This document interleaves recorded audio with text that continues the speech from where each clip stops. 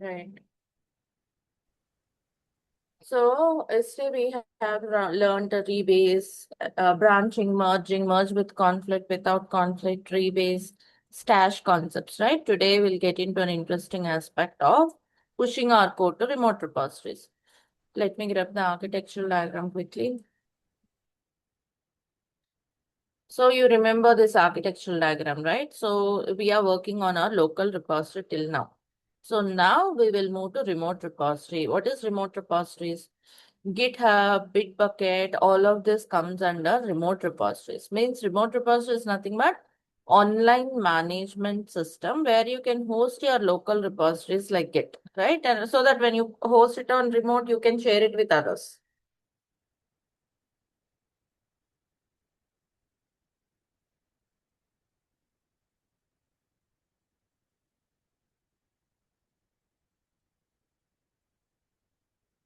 So that is the purpose of this. Just to give me 1 second, please.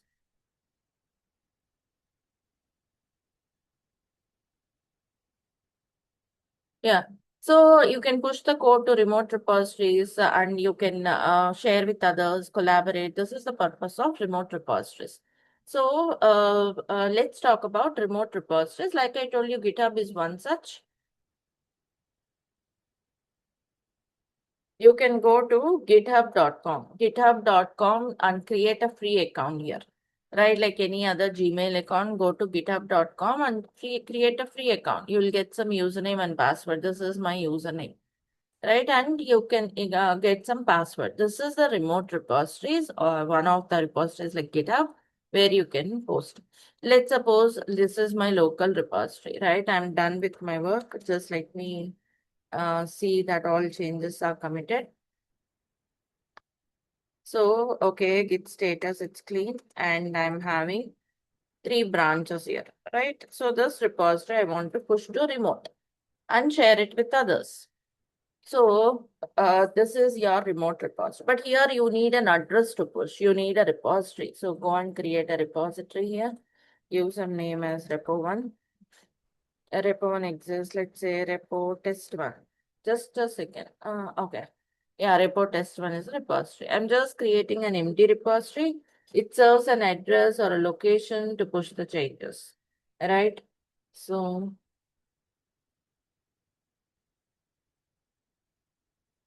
create repository. Yeah, this is the URL. Now just come here. So you need to connect this local repository with the remote, right? So how do you connect? Git remote, add origin, the URL, right? So that's a remote repository URL. Git remote, add origin, and the URL.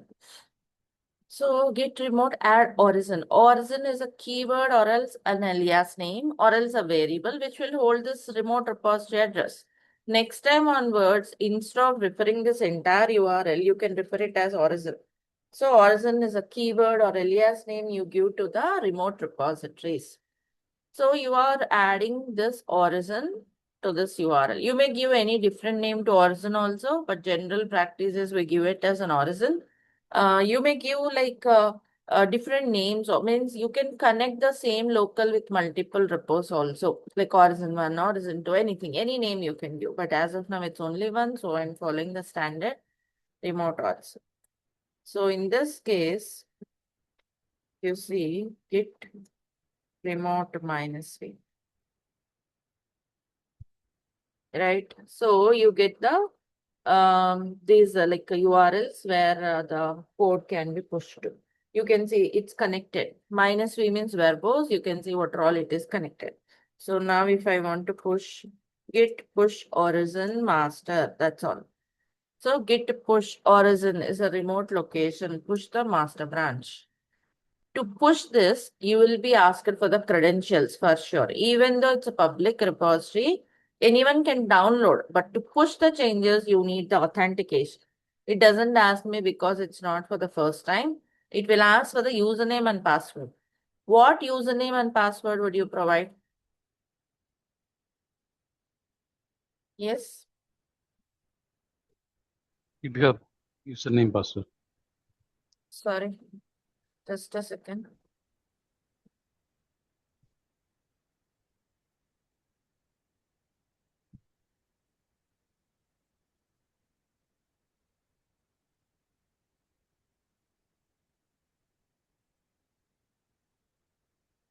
Yeah, it will prompt for username and password. So here, if you come here, this is the username you should provide, but it is not password. It's no more, GitHub is not allowing username password authentication anymore. It was using personal access token.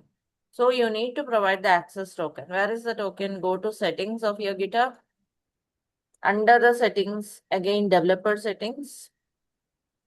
Here is the personal access token. Classic ones, you have to create a personal access token. That's what you should do. So generate a new token, go here, give some name to the token.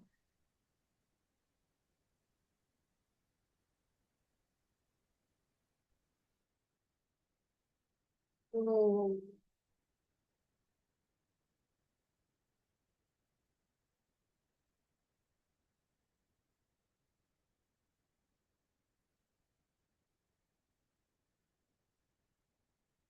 Right, so give some token name and put the expiration as 30 days or 90 days or no expiration, right? That's what you should do. Select this repos and create a token. I already have a token, and one more time, it will be downloadable only for the first time.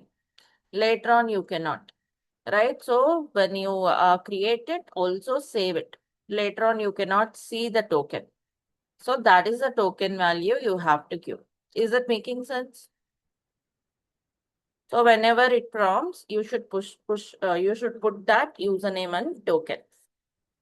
So that's one thing. Now, like I have pushed it successfully, you can see master branch, only one branch pushed, the 3 files, 3 comments, whichever they're on local, were all pushed here. That's how you make it available for others. So this project, this particular repository report S1 on remote, maybe there might be different collaborators, people. Here, admin will have all the permissions to add people or collaborators to this. That's how we can share the repo with multiple people. This is what. Am I clear? Yes, ma'am. So similarly, if you want to push any other branch, push Horizon B1. Right? I have pushed other branch also. So now if you refresh, yes, B1, you can see, if you refresh, you should see 2 branches.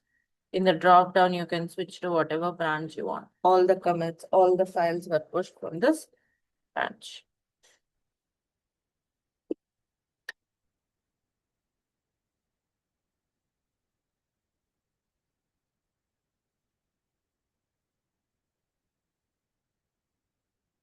Hope this is clear for you, right?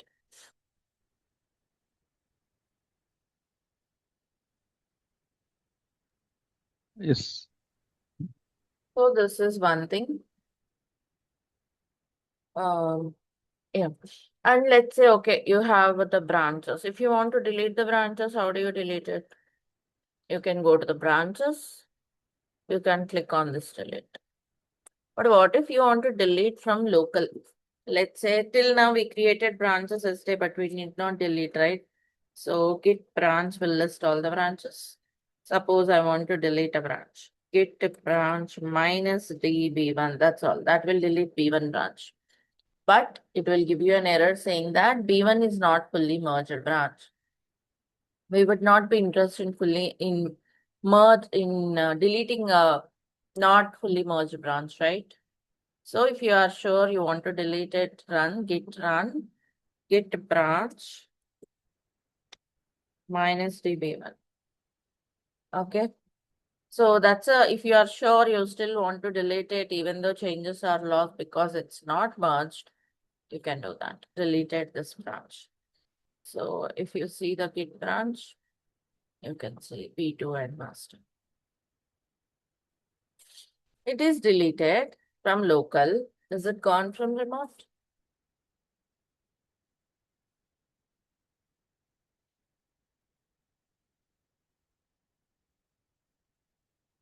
It's not, right? Like, how do you delete from remote? Of course, from the UI, but how do you delete from local? Can you make the delete from local?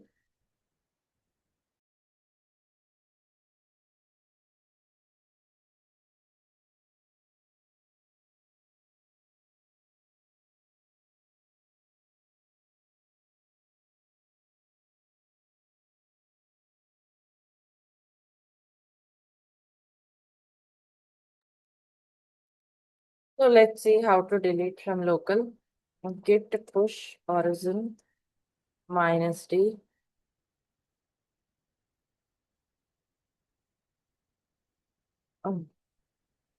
Git push origin -d. V1. So it will delete. This command will help you delete from remote.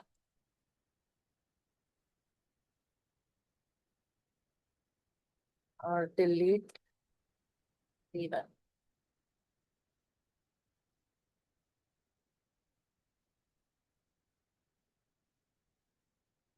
Right now, if you see on remote,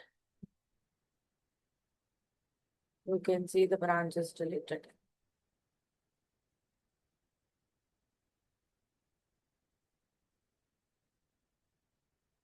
Right? Clear till this much, everyone. So this is one of the use cases, right? And also I'm covering about the scenario, like there is nothing on remote.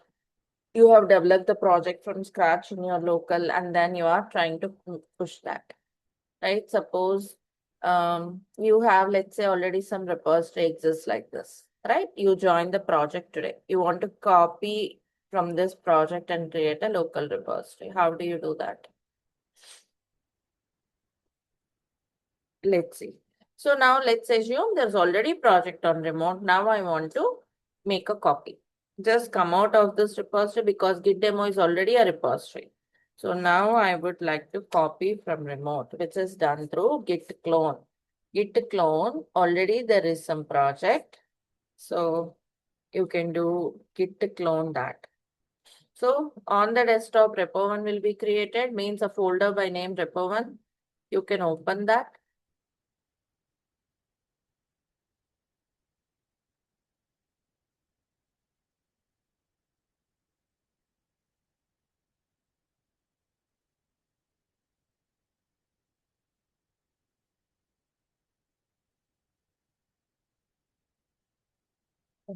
So this is a repos, means you got all the files, all the commits. If you see git log, one line, you can see everything copied, right? Means on my desktop now, I have two repositories, two local repositories, correct? So this is the desktop and you can see repo1, git demo. Got it? Both are local repositories. This is created by git init, taken an empty folder and did git init. This is created by Git clone. So whatever it is, every local repository will have .git, correct? If you see here, .git folder is available when you clone. Means when you clone, it's copied everything. Entire repository is copied, including .git. Also, in this case, you don't connect it back separately using Git remote origin. Already origin is connected. Is that making sense? Everyone, do you understand the difference? Yes, ma'am.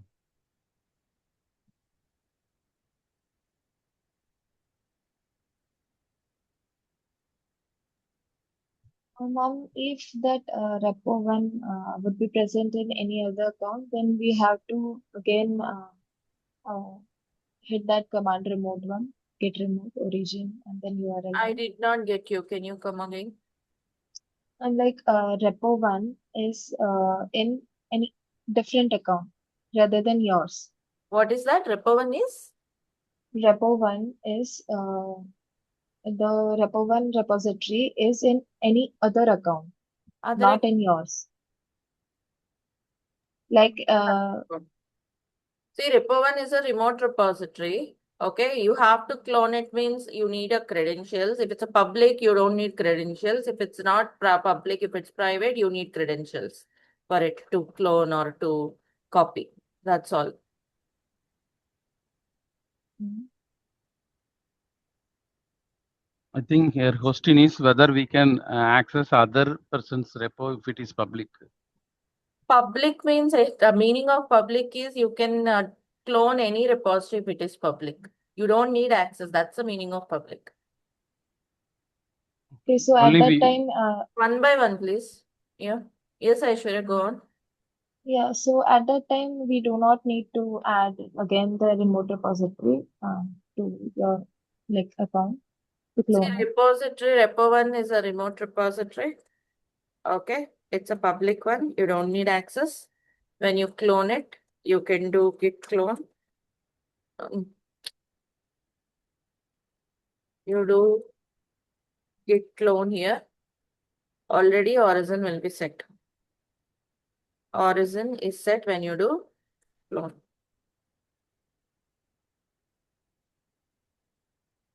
Okay, origin is set.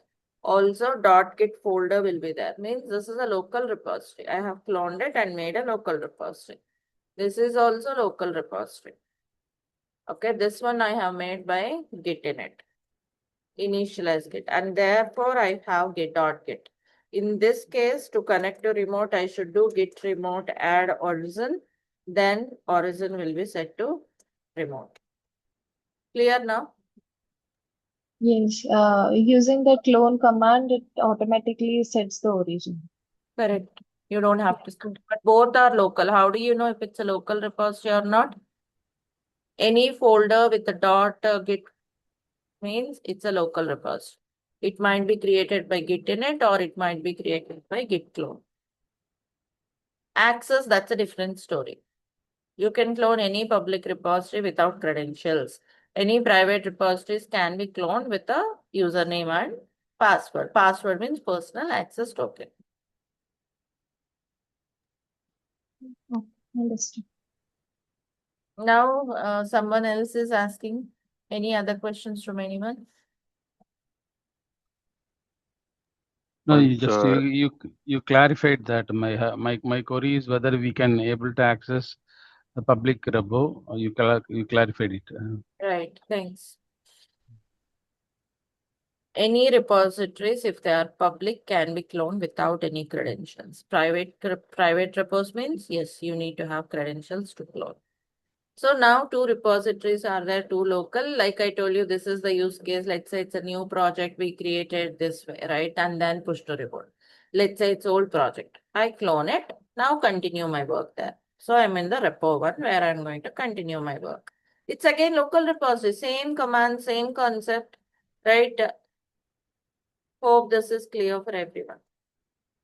So, yeah, its origin is already set and you can check what are all the branches available.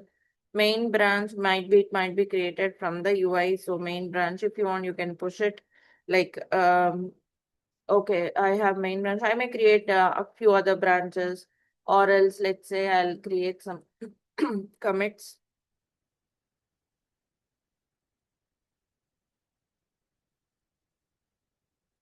Okay, now if I want to push, same story, right? Git add dot or git add file name, git commit -m first file. Okay, now if I want to push, git push origin, what is the branch name? Main. It could be main or a master. That's a branch name you can push to. Let me push git origin, right?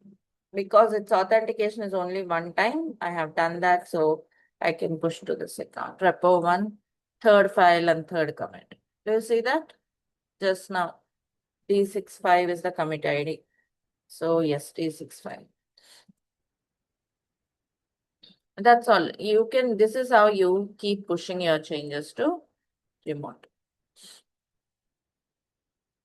Once origin URL, a question from Anup. Once origin URL is added, how to change the origin? You cannot change it. Git remote -v. You can create new ones like git remote, add a new origin or origin one, any name of your choice and that new URL. You can create new origins. If you want to delete the existing origin, you can do git remote delete origin. You can do this, but you cannot change or modify it. You may add new ones, you may delete the one, but you cannot change it. Hope that makes sense. You can have multiple origins also. Like already origin is set, so I'll do git remote, add origin one, some other repository. Means I may push to different repositories from the same local. Right? Once repository is set, how to change it?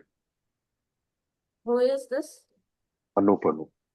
Yeah, just now I explained the same, right, Anup? Repository is set. You cannot change it. You can delete it or add multiple repositories. I mean, multiple origins. You cannot change this one.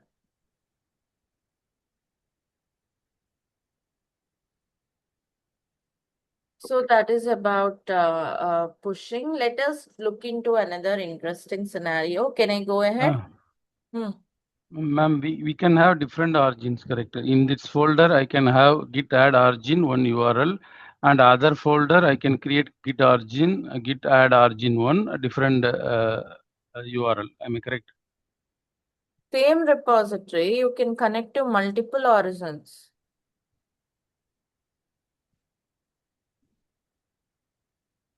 Not now. I'm not meaning same repository. Okay, in GitHub I have different repo.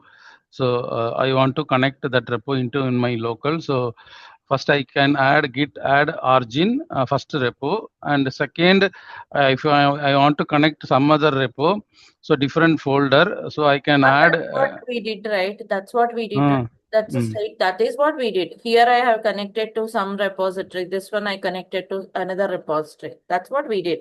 I'm talking about a special case, same repository connecting to different one, like git remote, add origin one, and some other URL. If you want to connect to multiple different repositories, you can do that, is what I'm saying. What you are saying is what we did actually, right? The straightforward thing. This is already connected to URL 1. This is connected to URL 2. Different ones only we have connected. Suppose you want to connect this one to some other URL 2.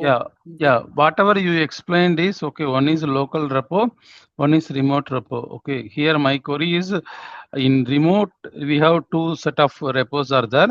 So the same way we can. One second. Let's go step by step. In remote, you have two set of repositories. Means what is meant by that? Let's go step by step. Repo 1, repo 2.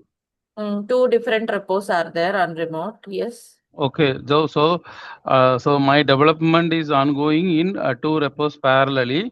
So you said we cannot change the connectivity, the origin. Okay. So we can only thing we can delete that origin and we can create a new one. Okay. Instead of doing that, you can have multiples added.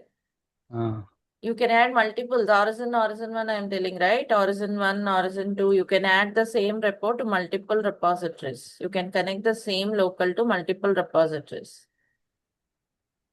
No, for that we need to add remote add origin 1 URL 1, origin 2 URL 2, or we have to add a different queries, different commands.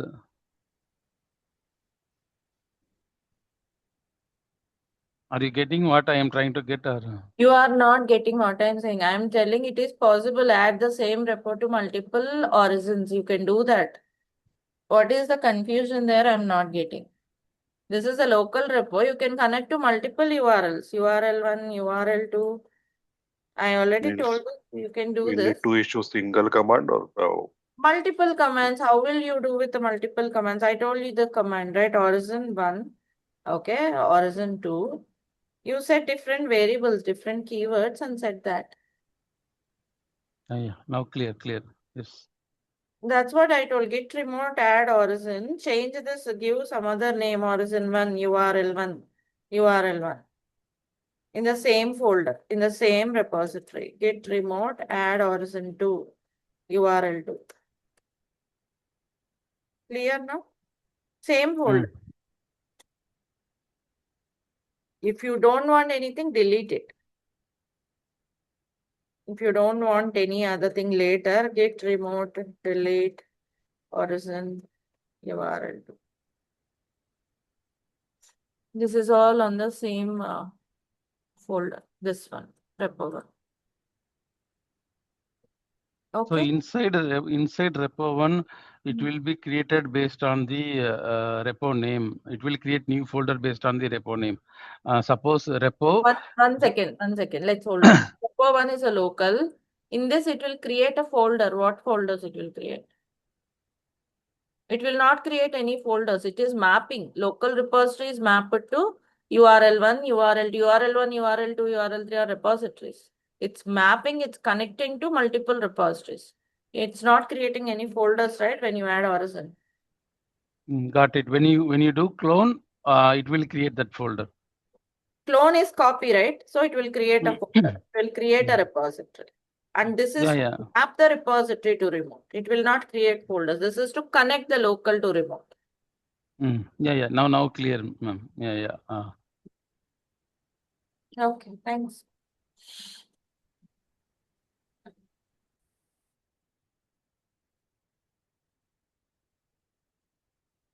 So this is connected to repo1 and we are doing a push, right? Let us do one thing. Let's come to remote. This will be shared across by multiple people, right? A team of people.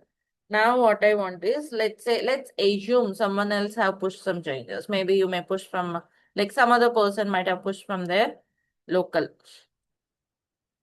Right, some others can push their changes from local. So I'm just creating from this UI, assuming someone have pushed the changes. File 4.txt.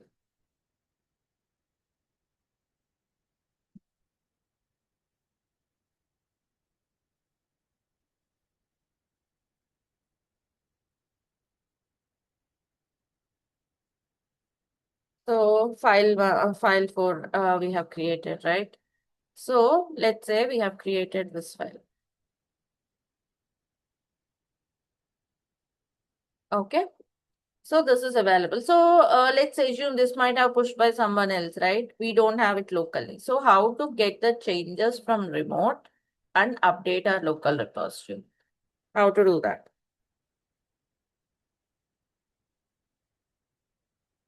Git pull origin. Pull is to update our local repository. Git pull origin main. So you can see the file 4 got added here. Can you see that? And also the new commit ID will be seen in the log. This is how you get the changes from remote to local. Means, let's say I might have cloned a few days back, right? Let's say I have cloned the repository 3 days back. Let's say I have cloned it on March 7th. So now it is March 11th. Meanwhile, many people might have pushed their changes, updated the local repos, right? So how do you get those changes? So pull is to get the updates from remote to local, right? Let us do one thing. I'm just creating one more file here. Like assume that some changes were pushed by a few people.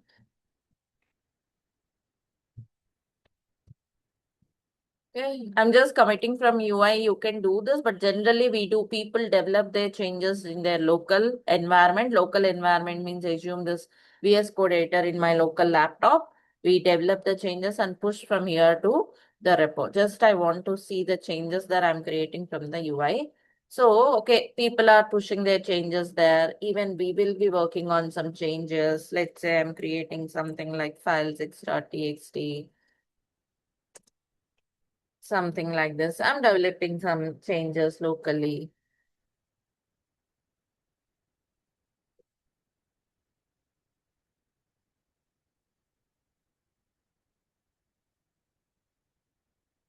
Git add, git commit.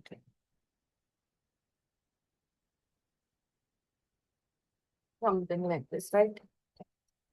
So I may be seeing the changes like this now. It's all good. Okay, let me comment this also. Dummy default file.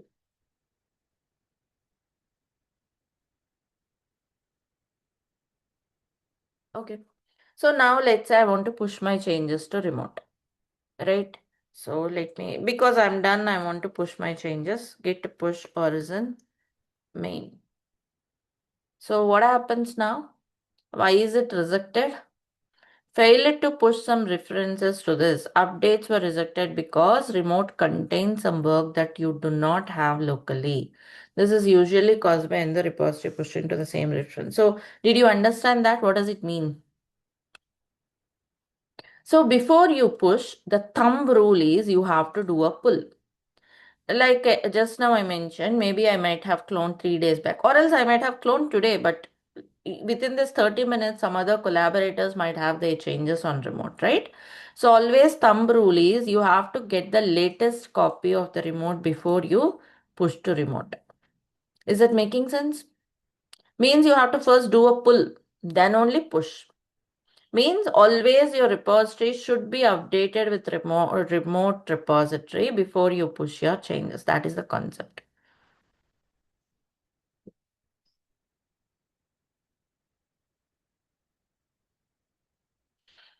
So what you have to do, you have to pull your changes first from remote, because remote is having this commit, right? Like file 5, just to identify it quickly, I have made different files. So it's a file 5, right? So first you have to do a pull.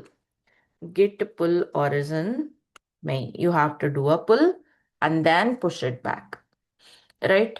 So this is what you should do. But if you do this pull and push it back, you already having some changes, commits you want to push, plus this one, you will see an additional commit pushed here. Actually, I have 2 commits which I have to push, right? But because I'm doing a pull and then push back, 3 commits will be pushed.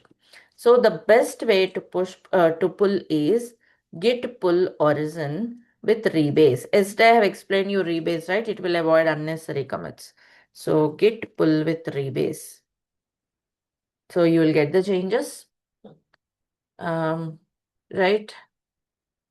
I did not. Okay. It shows it's not at, oh, cannot rebase. You have unstaged changes. Do I have unstaged changes? 1 second. Gits, yeah, see? I still have this changes not staged. So first let me make this commits.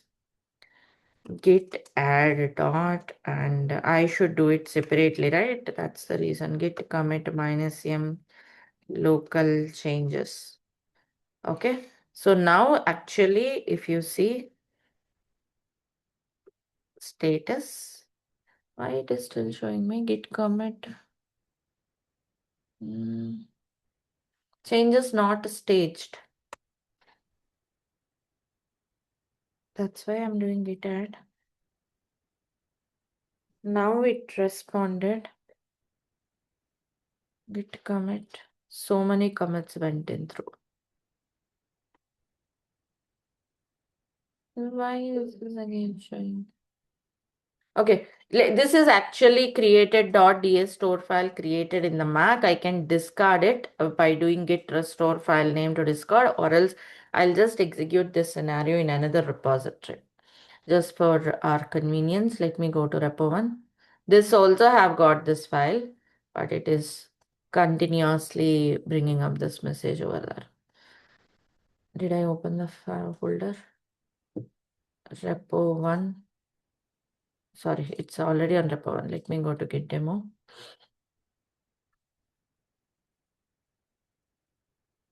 Okay. Go to git demo. You should run all the git commands inside this folder. So git status. Here also we have that.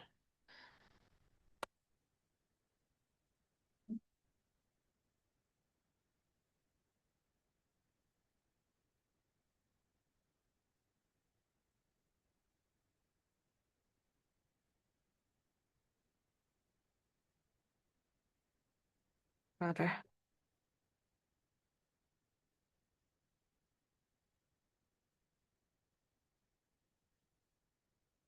It's looking good. Git checkout master. Any branch you can try the scenario. Git status is good and it is connected to which repository. If you want to know, you can see repo test1. Okay, let us do one thing. Now I have some changes here. File created and all. Okay, let us do one thing. Let me go to that repository. Repo test1.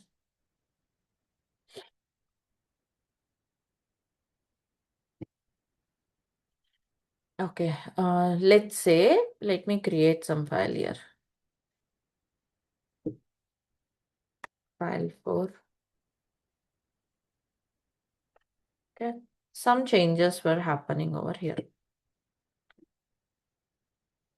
Okay, it's not there in my local. File 3 is not there. I mean, file 4 is not there. I'm just creating something else. Some dummy line. Git add. Let me check the status. Git commit -m. Let's say local changes, local repository. Okay, something like this. Done. I'm done with my changes. So now I want to push. Git push origin master. Origin typo. Origin master. See? So it could not pull because there was some updates. There is a commit regarding file 4, right? It cannot get that. So you can pull, but if you pull, what happens? Actual commit I want to push is this one one commit, whichever made for file 5. And I am pulling it. That's another commit. So finally, you will see 2 commits pushed here. If you do a normal push, if you do a normal pull, 4 commits. But if you do a normal pull and then push back, you will see 6 commits. But we don't want, right? My intention is just to push my commit which I made on local. So to avoid that unnecessary commit being added, rather than doing a normal push, what you can do is git pull with origin, git pull with rebase, sorry, git pull with rebase, git pull origin master rebase. You can see it has successfully rebased. You can see that file 4 got added here. Now you push back, git push origin master. See, it has pushed successfully. And here you should see only 1 commit. Do you see that? Understood the point? Any questions here?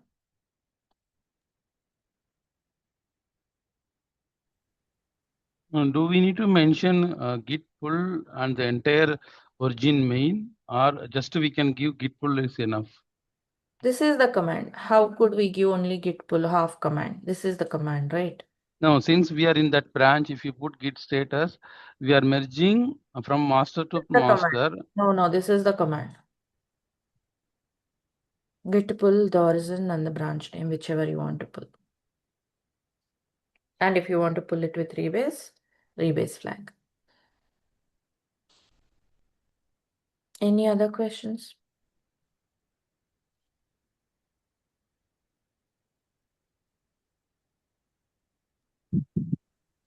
So this is the command. If it is like if you are trying this git concept, just pull commands in Windows, you can try out normal pull also. This one also you can try. So that you will see 2 commits added back. And then create another scenario with rebase so that you can see the difference. In Mac here, it will not allow me normal pull. It's asking me to force it to do rebase only because this is the best practice. See, intention is to push our commit. Only that commit should come here. If you see here, DA4, and see, you remember commit message, right? I have given LR so that we can identify it. So yes, that's the one I want to push. Just because we are getting some updates, it shouldn't add an extra commit. Is the point logic clear for everyone? So that's the importance of rebase. We use this kind of pull with rebase. Yesterday's rebase we don't use. This one we can use to avoid unnecessary commits adding back. So if you So, have ma'am, it, go on. yeah, so ma'am, if we do not add the hyphen hyphen rebase to that command, then the commit will not be added to the repo remote repo, right? If you do a normal pull without rebase flag, this will be Hmm. successful. You will get the changes. It will be successful if it is Windows. Okay, you will get the changes into your local. Then when you push back, it will be pushed back two commits. You want to push your own commit with the commit message LR, right? That's where you made your changes. But because you are pulling, it will have one commit. And again, you are pushing back. This is one commit. Total two commits you will see here. Total two extra commits you will see. Earlier it was 4, now it was 5 because I did rebase. I pull with rebase. If you do a normal pull, you will see 6 commits here. Okay. Now I'm seeing only one commit, right, with this commit message, which actually I want to push. Understood? Yes. So without rebase flag, if it is Windows, you can try that as a one scenario and replicate the whole scenario again with a rebase flag so that you can visualize the difference. Can you try both the scenarios? Understood the assignment? Yes, ma'am.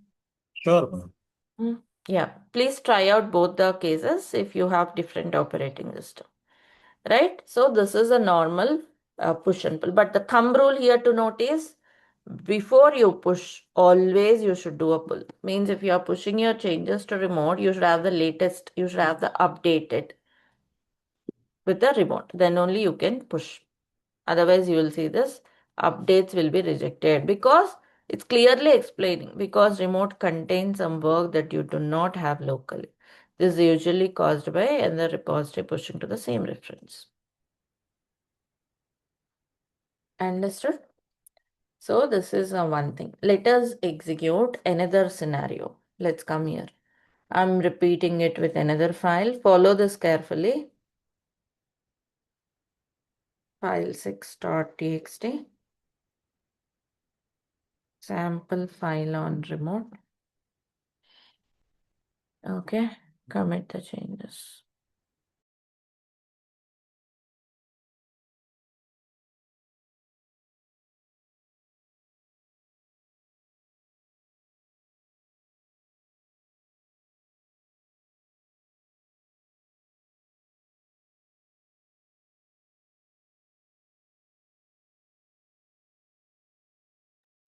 So here you can see, yeah.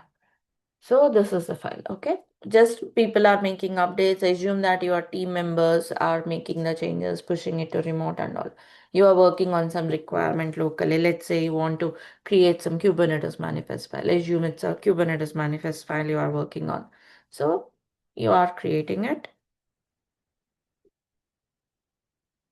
Okay. So as usual, the same old story. Add this and git commit -m, let's say 6th local file. Okay, just I'm giving a message differently so that you can identify which we want to push. All right, done. So I'm least bothered about there were changes on same file or different file if people are making changes or not. Because anyway it will be rejected. So git push origin master. If I run this, if I have updates, it will give me a message, right? Then I'll do a pull. That's my thought process. So I'm just doing a git push. See, obviously there will be changes always because it's collaborated, it's a multiple people, it's a shared work on remote. So yes, you have to do a pull now, right? So again, the same thing. If you do a normal pull, obviously here we'll get a conflict. Isn't it? Yesterday we learned why we get a conflict. Same concept. Here, earlier we got it between two local branches, but now this is local and this is remote. Concept is same, source and destination. You should always, the concept is, when do you get a conflict? Can you reiterate that? You will get a conflict. If you remember, if you have listened the class again and if you have noted these points, you get a conflict if same file and plus if source is missing some commits. one second.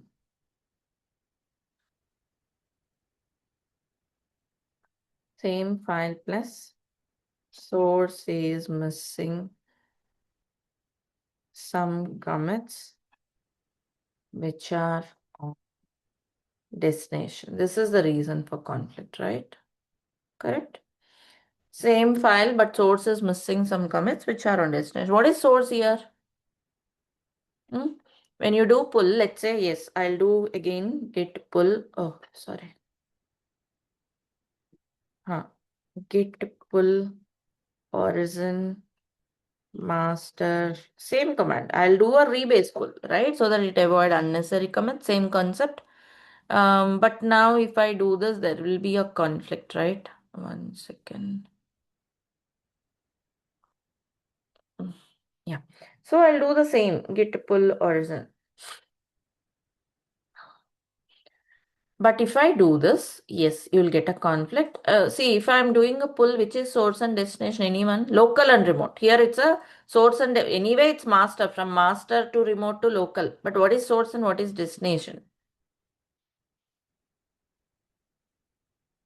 Pull origin master. You are pulling from remote, right? So remote is the source and the destination is the local. Correct? Yes. Right? You are pulling from remote. So the same concept applies. Same if source is missing some commits which are on destination, I'm pulling onto local. Local is the destination. Earlier, source and destination are two different local branches. Today, when we are talking about pulling to remote or pushing from remote, so here when you are running pull command, the source is remote. Local is, destination is local. Same master branch, right? Am I making sense or am I confusing? I'm trying to help you with the concept here. So source means from where you are pulling. Source is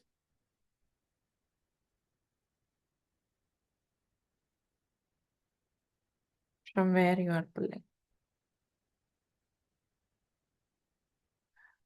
Right? Destination is to, like it's a source and destination, like when you are traveling. Right? It could be if you are doing from pull from remote to local, the same thing applies. Or if it is within the branches when you are doing local. So now let me do this pull with rebase and see what happens.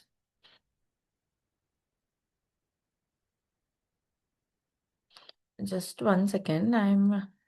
Marker is like 1 minute. Okay. Any questions? Shall I run the command? Because after running this command, you will see the conflict part.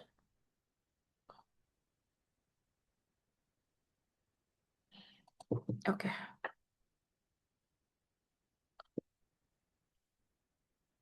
Right. Same thing, same concept. Do you see that file 6? Whichever I have got conflict, you will see it in editor like this. Head indicates the current changes. This indicates incoming changes, and all, right? So you can keep whatever you want. I'm keeping both. Save this. Right? So now, like I have resolved the conflict. After resolving a conflict means after making changes, what do we do?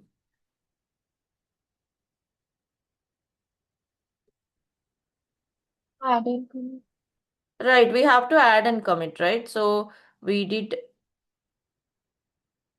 the pull with rebase. Now you can simply say git add that file 6, add it, and you can do git rebase continue. Some message it will prompt for.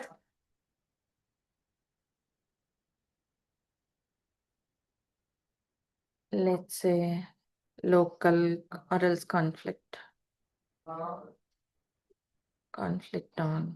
6th file.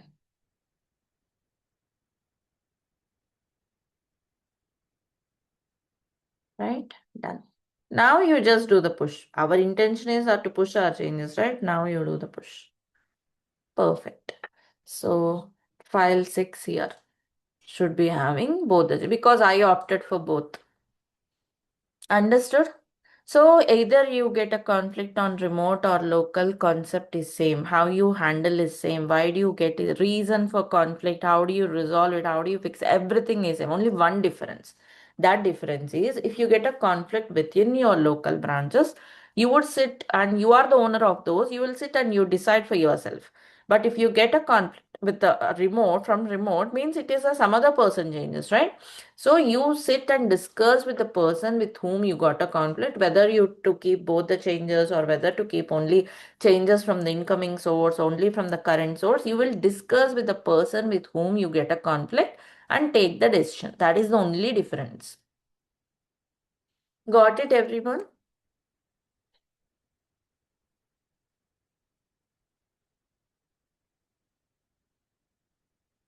So this is how conflicts are handled on remote. This is a like a regular use case which we come across as you work on your repositories, keep adding the files, making changes and all, you will get a conflict always. It's not something bad which you should avoid.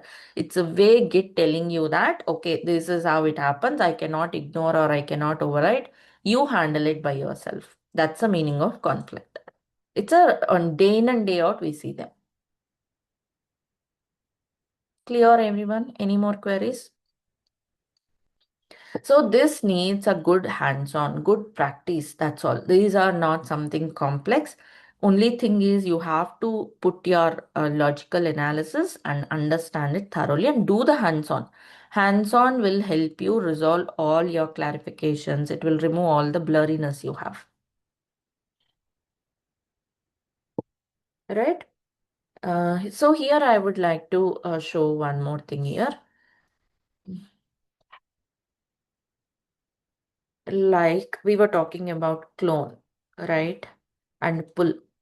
They look and sound similar, but clone is to copy entire remote repository and create a local one, right? Including dot in it. I mean, dot git folder will be created when you do git clone. And it is for the first time only you do. Second time onwards to get all the updates, what you will do? You will do git pull. This is for updates, right? From second time onwards, this is what you should to get the updates. To keep your local repository updated from the changes on remote, it's git pull. There is another command which looks and sounds similar to the above, which is fetch. Fetch will not do anything in action. It will just tell you, okay, there were some updates. That's all. Means it will show the changes. That's it. But it will not integrate and bring them to your local or merge them to local. Pull is like merging from remote to local, isn't it? So let me show you that fetch as well. Okay, let's pull means you are seeing files will be merged, files will be downloaded into your local, right? Means it's merged. Oh, okay.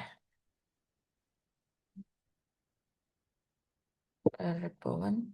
Let's say I'm creating some file here. File7.txt. Sample file. Okay, so if you pull, yes, that file will be merged into local, right? You will see that in your local. But if you do fetch, let's say I'll do fetch. Git fetch origin master. So here you can see this, right? But you don't see file here. Is it making sense? It will just tell you there were some changes, but it will not download them.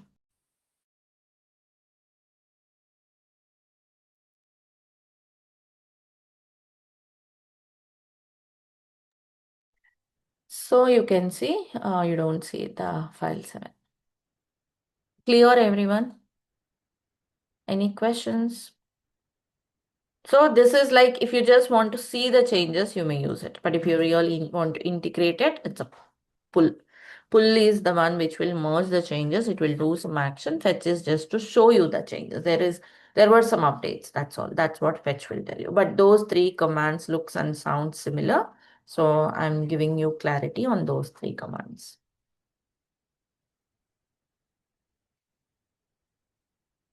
And then yeah, let me show you some interesting things on the UI. One very important thing on the UI, pull requests. So how do you manage these branches in reality? There are multiple different branching strategies each project would implement to. I will talk about the most widely used one. Generally, master branch will be a dedicated branch, a default dedicated stable branch for production. We don't push or make the commits on master like this. You will not be allowed to. Okay, admins will have that, not everyone will have. They can put some rules. You see here, rule sets. You can create some rule set such that your branch master is protected. Okay, you shouldn't be, see, restrict creations, restrict updates. We should first restrict block force pushes. Yeah. Uh, require signed commits. Require code equality, require code scanning. So yeah, direct commits will be blocked. Enforcement. We may create some rule set and put it on master. The rule set doesn't target any resource and will not be applied. You have to add your target branches. Include default branch. Okay. I think that will be master. So some rule sets will be added on master so that you would not be, I think it's not added. You should see here, okay, like protected branch, or else you cannot directly make any commits onto this. Right? So that is your master branch where you cannot make any changes. Then how do you make changes? In local also, like I'm developing on master, you develop on other branches like git checkout B2. You could put the branch name as feature branch or bug fix branch, whatnot, like, or else if it's a dev branch, staging branch, depending on the environment and all. So now you make changes here and push that. Git push origin B2. Okay. Like now, yes, you have other branch B2. Okay, this is where you will actually push. You will be allowed to push only to other branches. This is how you have to. Let's say, okay, let's suppose this is a feature branch. It's working fine. You have tested in dev environment. Okay, I should take one more step back. So the scenario would be like,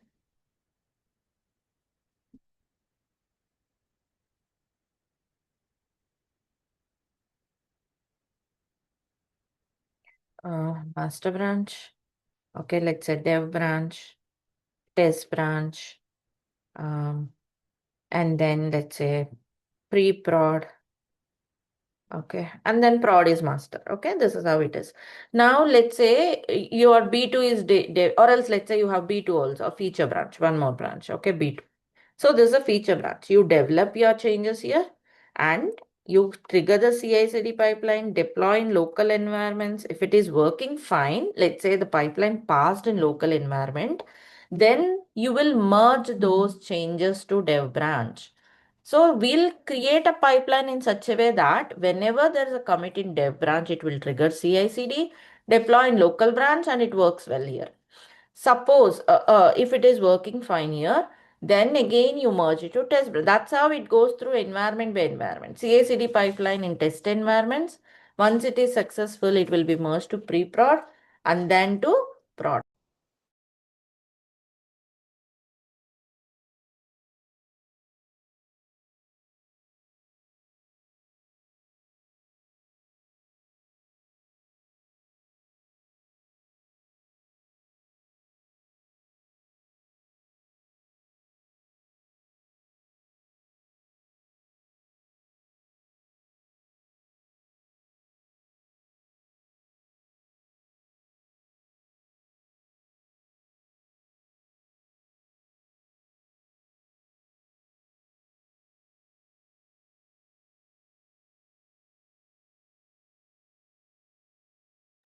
So pre-prod, right? It will be merged to pre-prod. If pre-prod also worked fine in the lower end, means in the environment of staging and all, then it will be merged to master. This is what happens. Directly, we will not be allowed to make merges to master.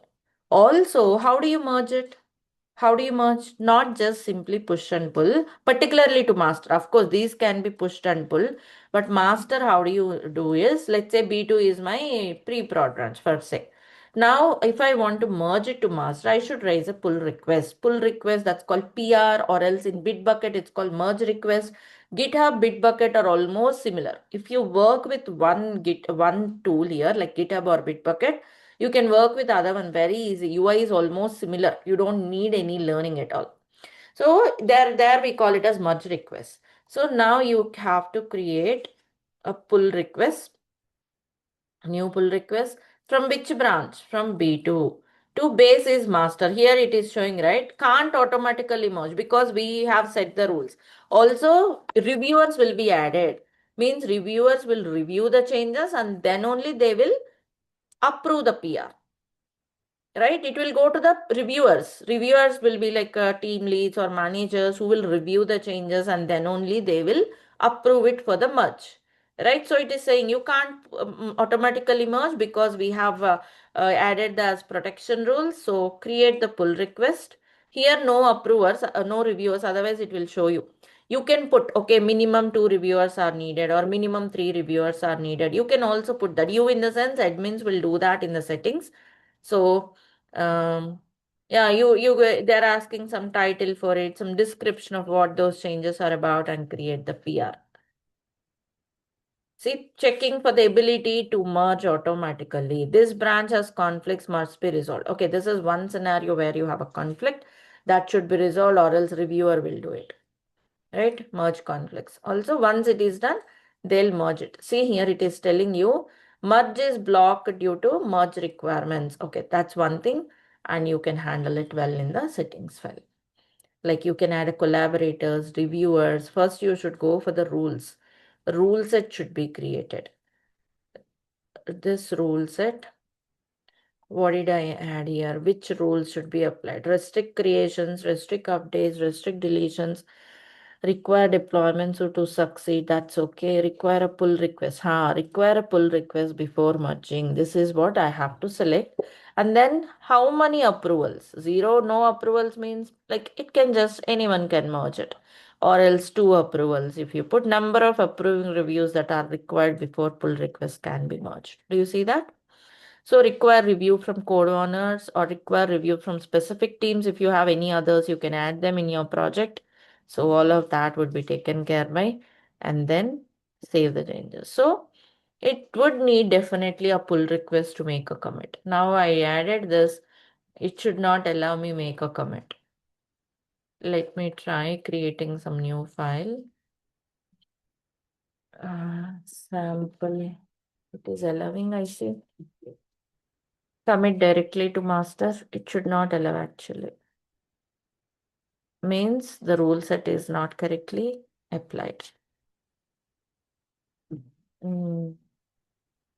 Let's go to the rule set.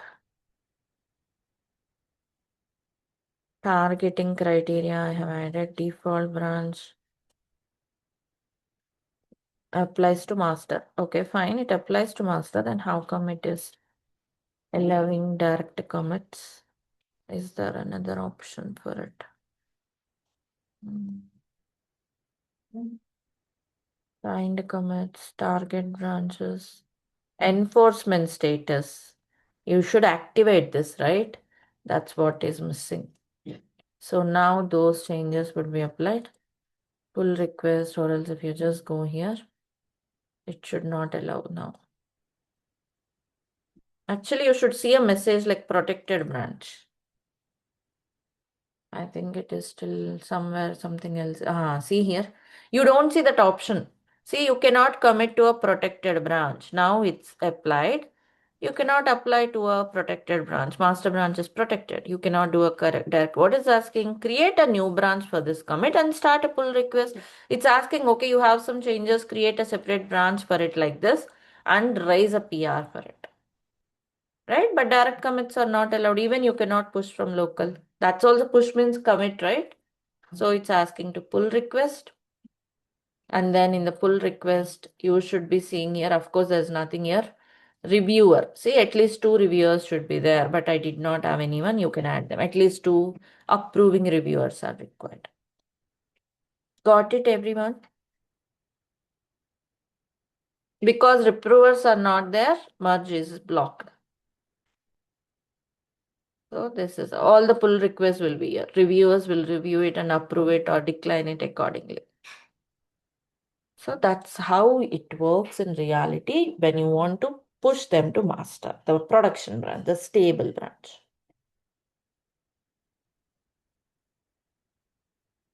Any questions?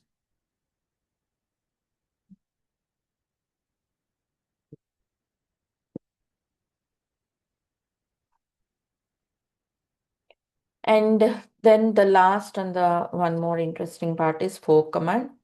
You can fork any open repositories. On GitHub, there'll be open repositories if you want to contribute on top of it, like search the, okay, let me search for some repositories, search all GitHub. So let's say this is the one, some open source repositories, like we may want to develop on top of it, right? You can fork it, fork your own copy. When you fork it, it will be added into your account so that you can make changes on top of it and utilize it, right? So something I have forked, I'll show you. This is some PHP project which I have forked for demonstration purposes. See, forked from the original owner or else the original repo will be here. If you want on top, develop on top of it, it could be a DevOps project or it could be some Java project, whatever it is. Right?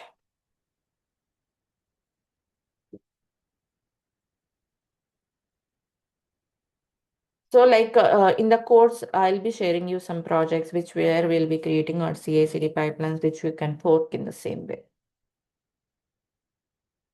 So this is all about Git and GitHub. Like we completed Git and GitHub, completed in the sense we learned it from the aspect of managing the files. There is another aspect of it, right? Like integrating it into the CI/CD pipelines.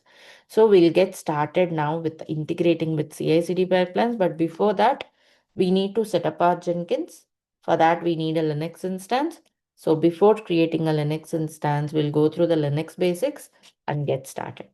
Right, so tomorrow we shall start with the Linux basic commands, basic stuff, create an AWS Linux instance. Of course, Jenkins can be installed on Windows also, but we'll start our pipeline on the cloud from now.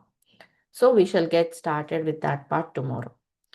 So that is all from my end for today. I think we can get started with our hands-on. Any questions before we jump on to hands-on from anyone?